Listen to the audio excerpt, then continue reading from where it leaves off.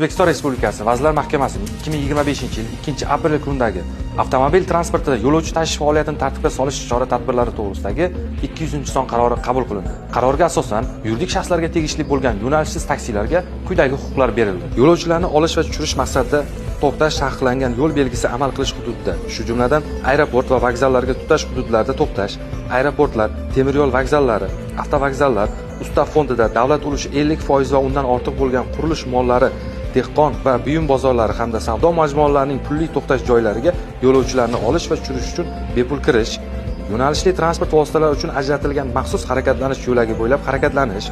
Bundan tashqari 2025-yil 15-aprel kunidan 2026-yil yakuniga qadar eksperiment tariqasida Toshkent shahrida turlari transport vazirligi tomonidan tasdiqlanadigan haydovchidan tashqari 4 dan ortiq va 8 dan ko'p bo'lmagan o'rindiqlarga hamda yuqori qulayliklarga ega avtotransport vositalarida o'zini o'zi band qilgan shaxslar tomonidan yo'nalishsiz taksi faoliyatini amalga oshirishga ruxsat etiladi. Bunda o'zini o'zi band qilgan tashuvchilarga litsenziya varaqasi berilganligi uchun davlat boji yiliga bazaviy hisoblash miqdorining 3 baravari miqdorida undirilishi belgilab berildi.